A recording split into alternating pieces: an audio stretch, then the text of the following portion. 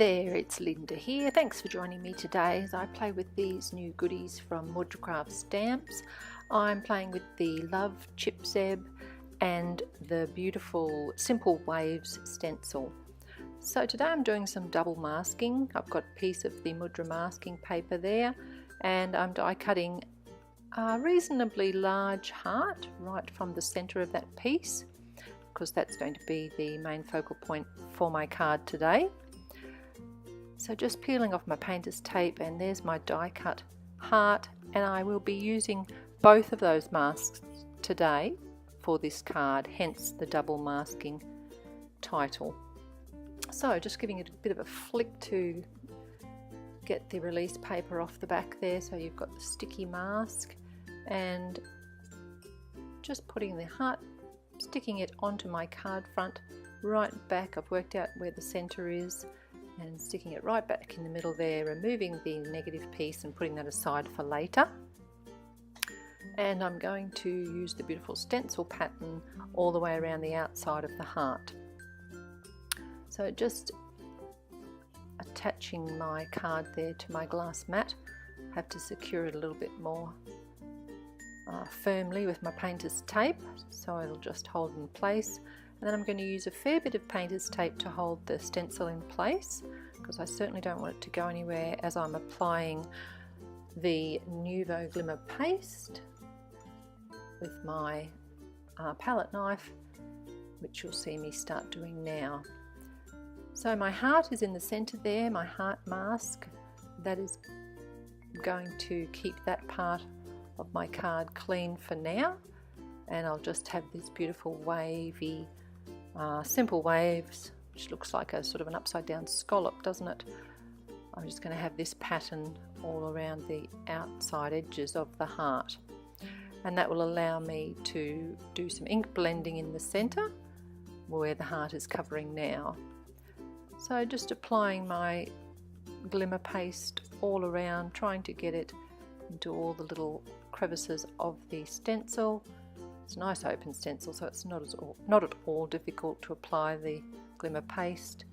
Just spreading it out, making sure I've got it in all the little areas, and then I've got to clean this off fairly quickly because the glimmer paste does dry fairly rapidly. So just peeling that away, and I'll head off to the sink and give that a good clean in a minute.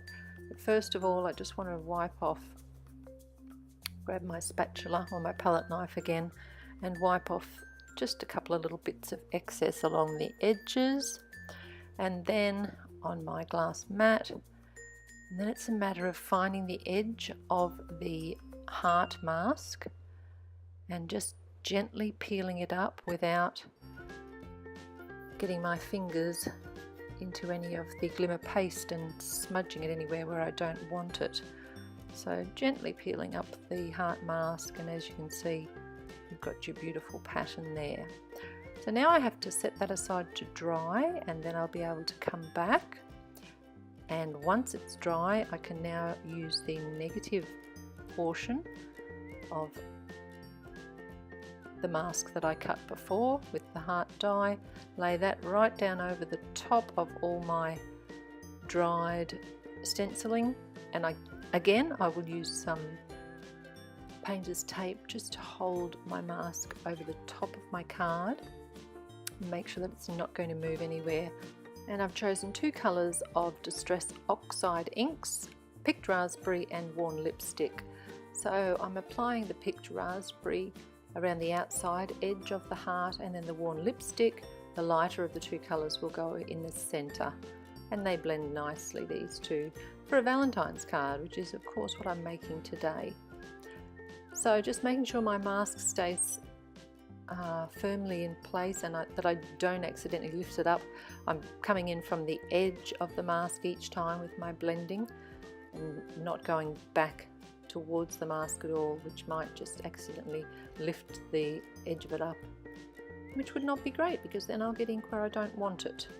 So these Distress Oxide inks are so easy to blend. That's why I picked the Oxides today and not the straight Distress inks. They're a little bit more difficult. You've got to work a little bit harder at it. The Distress Oxides are very creamy and they do go on really easily. So that's the picked raspberry first. Now onto the worn lipstick and adding that in the center and blending it out with the picked raspberry, and then I'll go once more back to each of those colors until I'm happy with the blend.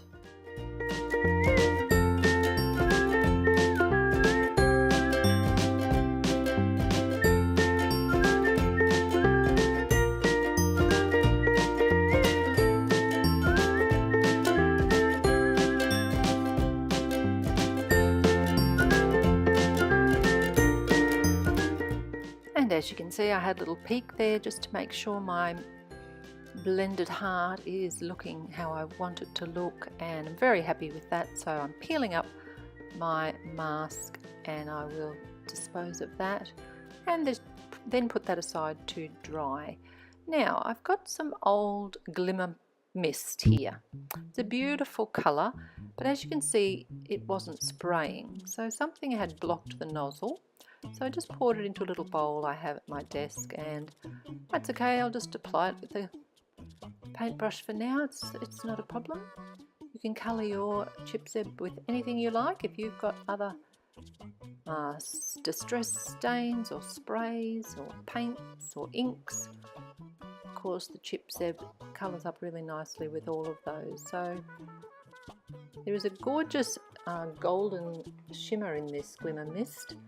It's an old one from Tattered Angels, and I've had it for about 10 years, and that's why you see me really getting it a good stir, because I'm trying to get all the little bits of gold pigment mixed up into the paint or the ink. So the funny thing was, I put this aside to dry and I left my desk and came back about half an hour later, and when I got back there was a spray across my desk, right across my desk, where the bottle had obviously unblocked itself and shot out a spray of mist right across, thankfully not on anything that mattered, and so I then was able to use the spray just to give it one more little coat.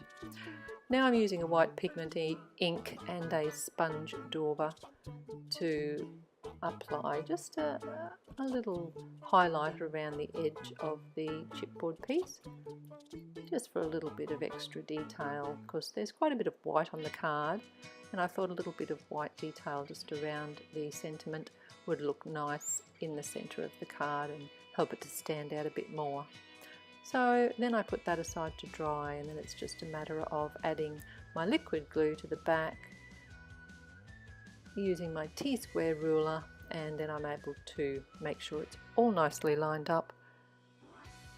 In the centre of my heart, a few of the beautiful sequins from the Harvest Mix pack and Sugar Plum Mix pack as well.